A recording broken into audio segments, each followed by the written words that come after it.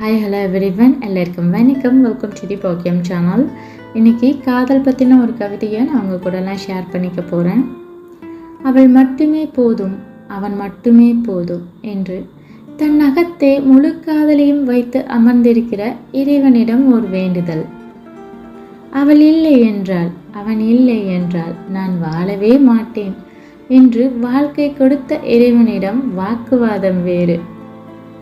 சந்தோஷமாக வாழ வைத்து பார்க்கும் இறைவனிடம் என் சந்தோஷத்தில் உன் சந்தோஷமில்லை என்று சங்கடப்படுத்துகிற பேச்சு வேறு.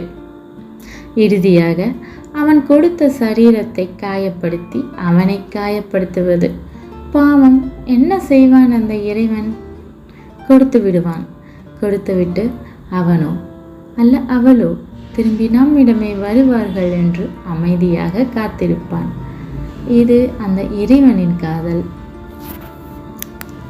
நம் காதல் அது மாறுமா? காதலனோ அல்லது காதலியோ மாறிவிட்டால் நம் காதல் மாறித்தானே போகும்.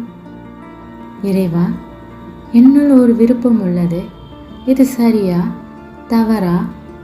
உங்களின் விருப்பம் என்ன என்ற கேள்வி நம்மள் எழுவதே இல்லையே.